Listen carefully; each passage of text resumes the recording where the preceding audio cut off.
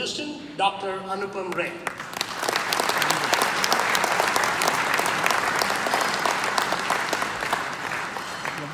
Thank you, Sanjay.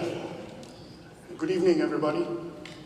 Governor Abbott, Mayor Turner, Judge Emmett, ladies and gentlemen, it's a great pleasure for me to be here. As I walked into this room, I recognized many people.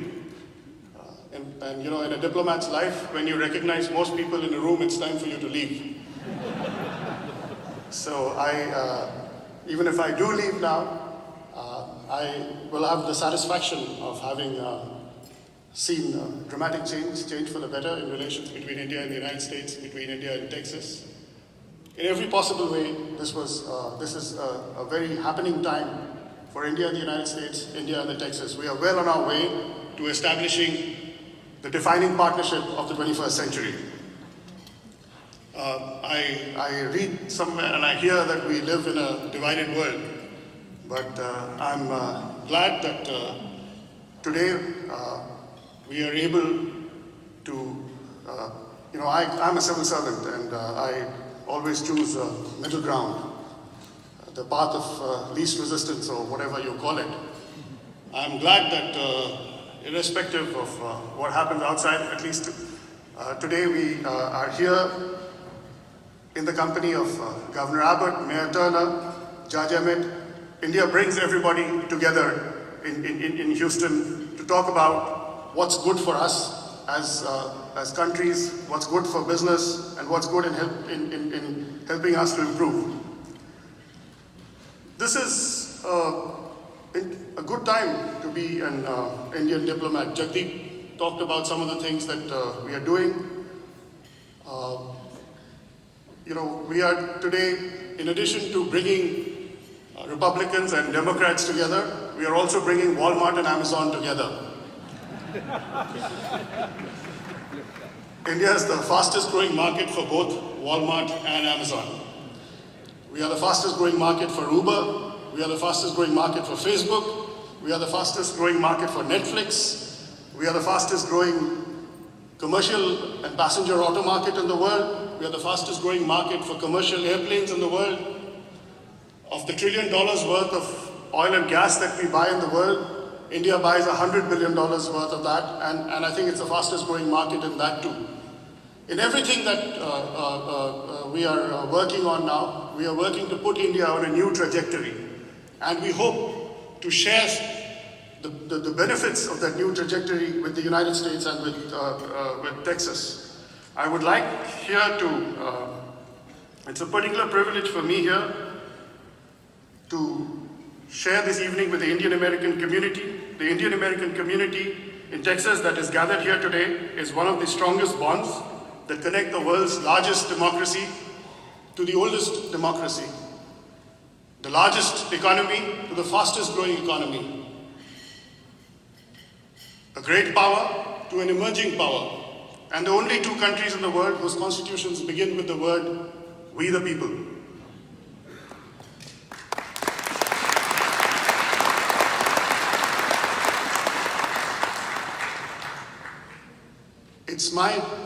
But that is business. It is my particular pleasure here today to introduce Governor Abbott.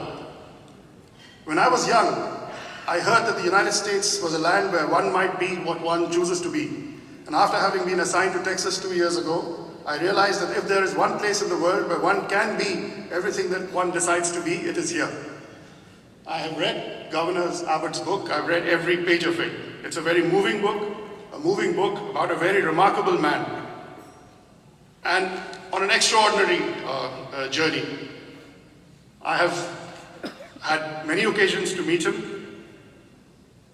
and on every occasion I have been impressed by his commitment to the ideal that every American has a chance to succeed, that faith and family are foremost, that jobs and education are the best pathways to a better future.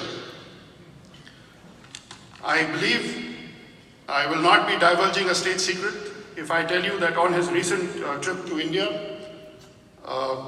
he had the opportunity to meet Prime Minister Modi. The Prime Minister does not usually meet governors. He met this governor, a 15-minute time slot that had been allotted for the meeting became an hour.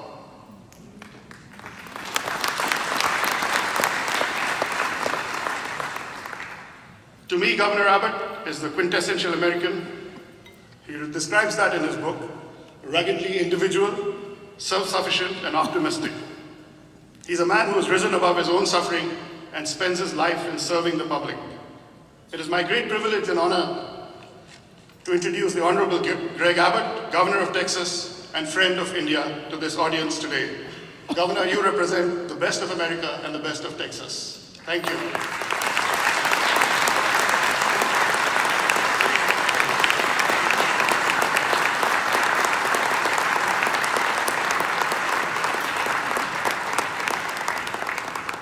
Well, thank you all, and also a very special thank you to the Consul General for his very kind introduction.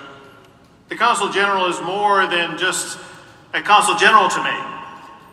I've had the opportunity to work with Consul Generals across the entire globe, and I got to tell you, there is no better Consul General than Consul General Dr. Ray serving India.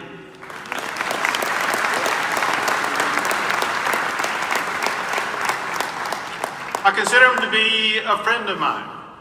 It seems like wherever I go, whether it's Houston or Dallas or in Austin, I see him everywhere. He has met with me at the Capitol. He's met with me at the governor's mansion. Most moving for both myself and my wife, however, is that he and some others in this room here tonight participated with us in hosting the very first Diwali ceremony in the governor's mansion.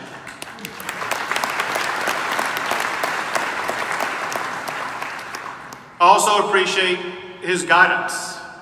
Yes, we were able to take a very productive trip to India that I'll be telling you more about here shortly, but it would not have happened without the assistance and guidance of Consul General Ray.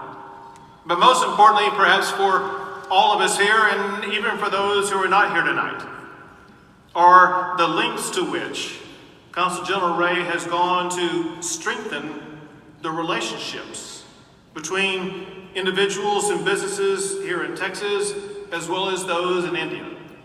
And I can tell you both India and Texas are better for the service of Consul General Ray. Thank you very much, Consul General, for your tremendous service. Similarly, I want to thank the Indo-American Chamber of Commerce of Greater Houston. I mean, look at what you have here, a dynamic group of both individuals and business leaders who are having a tremendous impact on this entire region and, of course, on our state. I truly appreciate all that everybody in this room does to advance economic development and trade between Texas and India. But also I greatly appreciate all that everybody in this room is doing to elevate the Texas economy. You need to understand the power of what you have helped to achieve. Because it was just last month that the results came in for what you all have been participants in over the past year. Every year there's an organization that uses 60 metrics to categorize each and every of the 50 states of the United States and determine which of those states is best for doing business. And the results came out, and the state that is ranked number 1 in the United States of America for doing business is the great state of Texas.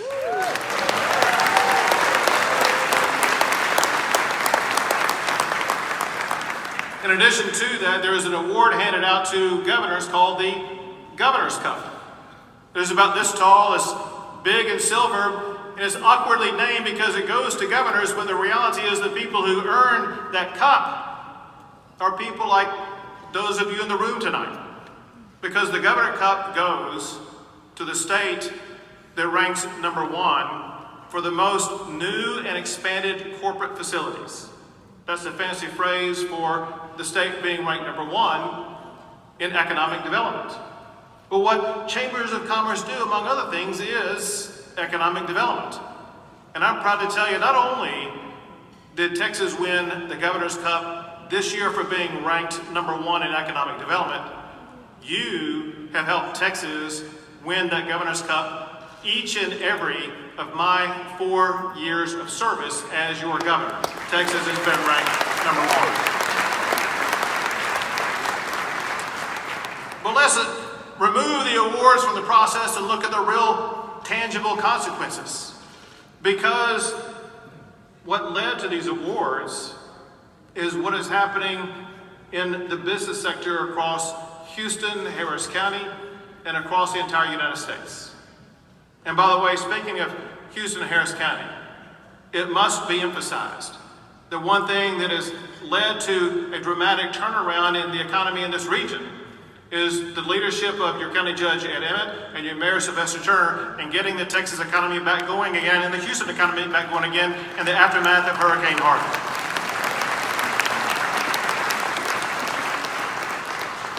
But here is what has happened.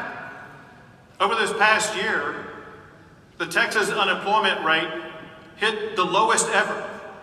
What that means is as we gather this year in 2018, more Texans have jobs than any year in the history of our great state.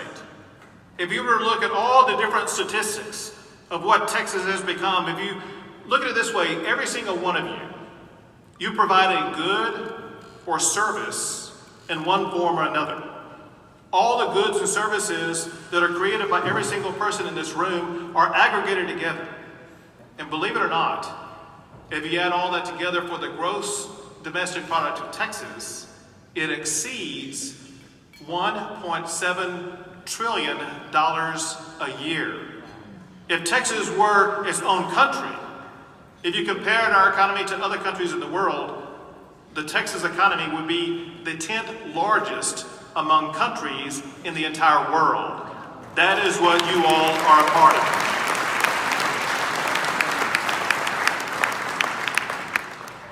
Well, as governor, for the economic vision that I have, my top goal is to expand trade with India.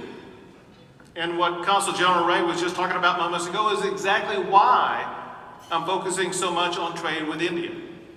There is no more dynamic economy across the globe right now than the Indian economy.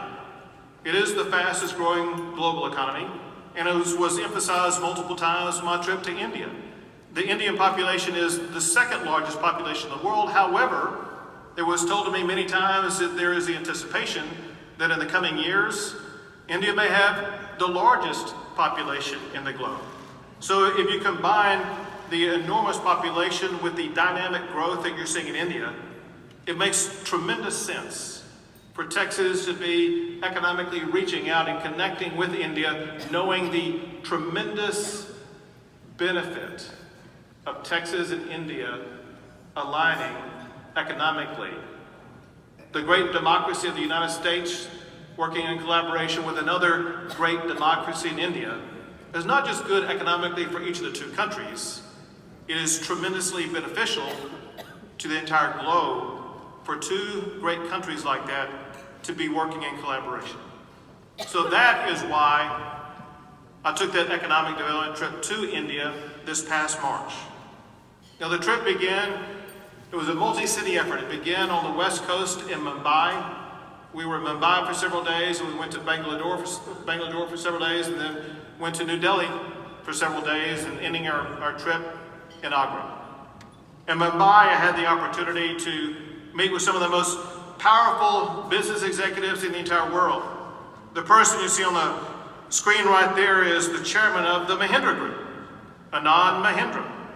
And I let him know this was in his office, and the background in their office right there with Mr. Mahindra just to my immediate left, the man wearing the blue shirt.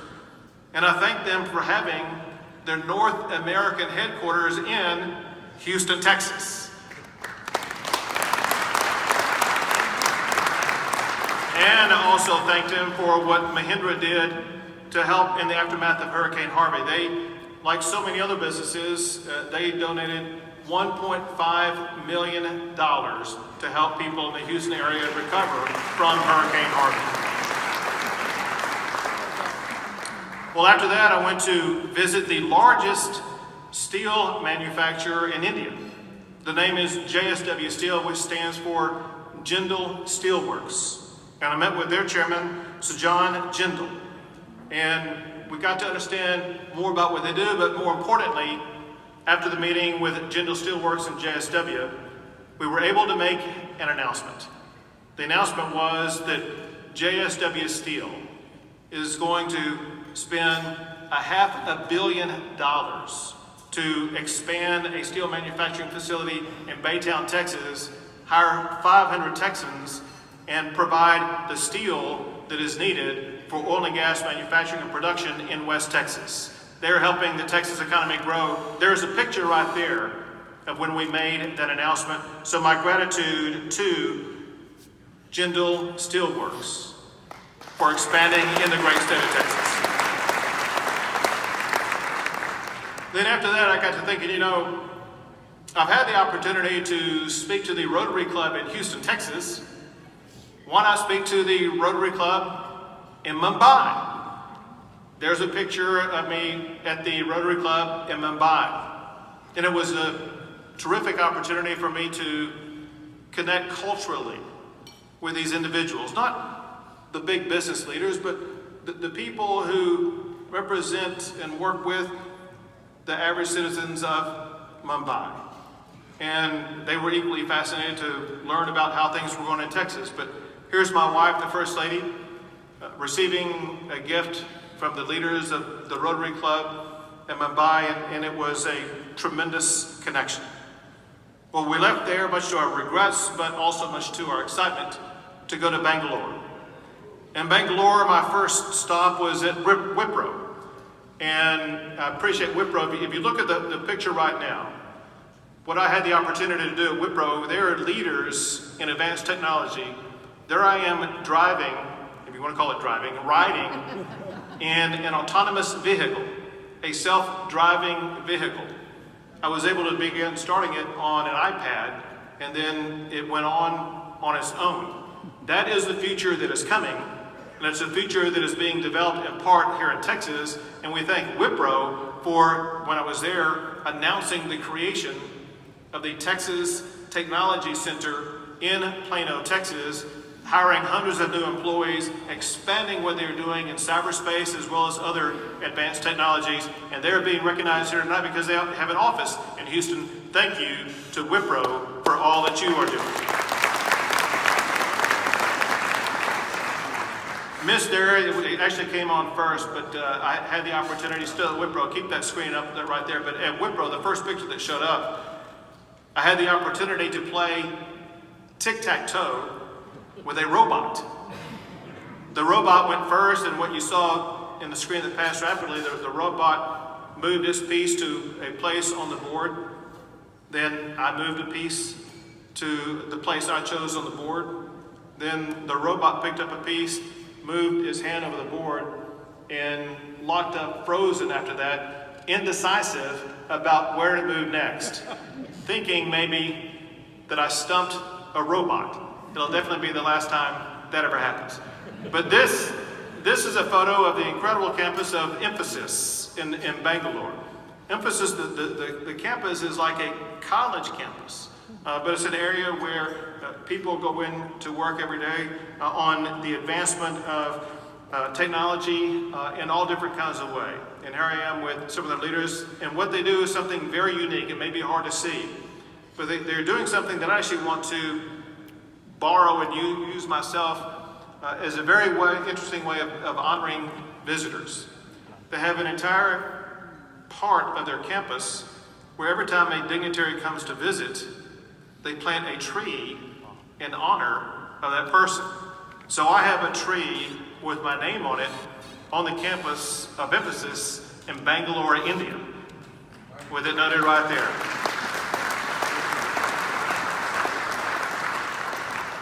We went from Bangalore to New Delhi, and when I first got to New Delhi, I had the opportunity to visit with the Minister of Petroleum and Natural Gas. And we discussed how the Texas energy sector can literally fuel the future economic growth that is coming to India.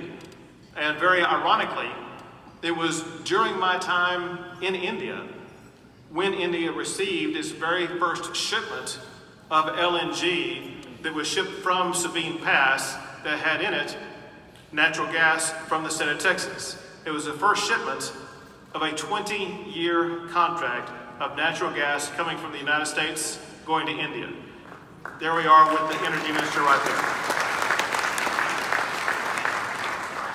But of course, the highlight of the trip for me was the very unique opportunity to get to sit down and visit in person with Prime Minister Modi. There we are. He told me I was the first governor from the United States ever to visit with him. This is in the Indian version of the White House, and very interestingly, that house also is white. It is basically one story. It's elegant, it is beautiful, it is majestic. And as Consul General Ray pointed out, I had the opportunity to visit with the Prime Minister for over an hour. And he talked about his genuine care for building a more powerful future for the country of India, about helping people of every class across the board in the entire country, and working collaboratively with the United States and with the state of Texas, including, very importantly, trade of all different kinds. Yes, oil and gas, but there's so much more to our trade and commercial interconnection than just oil and gas. And I left the meeting with the Prime Minister even more enthusiastic about the future possibilities that can exist between Texas and India. And then after the meeting with the Prime Minister, we had the opportunity to really get to enjoy what I will call the culture of India. Part of it is shown right here, and that is we went to Agra and saw the Taj Mahal. But whether it was the Taj Mahal or eating the food, I got to tell you this. I love Indian food. I love curry. I had to add extra air to my tires because of all the calories that I put on during my trip to India because the food was so good. But it was a fascinating trip. We had a wonderful time. I could talk for an hour, but not capture the essence of what it's about in just a 1-minute video.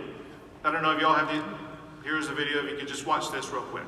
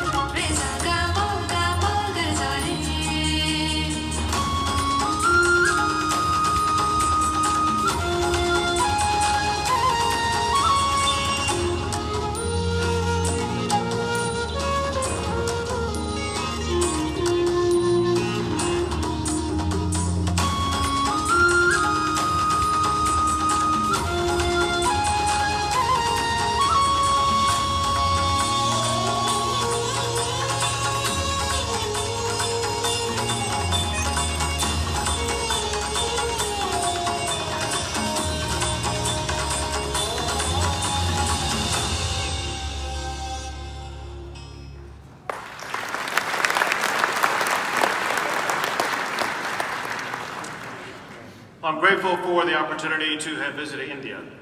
I'm even more grateful that I get to bring it back and share it with you. Let me just close with this. You know, I see behind me what appears to be a globe of the world. And as you might be able to tell from the image, it is slightly off in its location of where the United States exists in comparison to India and the globe. Because if you actually look at the globe, you know that India is literally halfway around the globe from the state of Texas. But here's the point. The distance between Texas and India seems to get shorter by the day. And the reason is because our similarities exceed both the distance as well as the differences.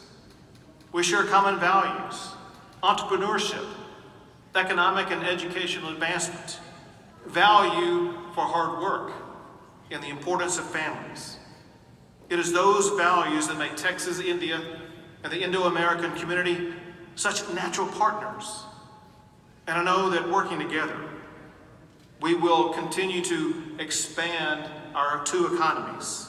And working together, we will keep Texas the very best state for doing business in the United States and the very best trade partner for the country of India. All that we ask is that each of you, in your own way, go out and continue to work hard toward success for your enterprise. Because what we in Texas know is that when you succeed, Texas succeeds. So thank you for all you do. Keeping Texas great. May God bless you all, and may God forever bless the great state of Texas.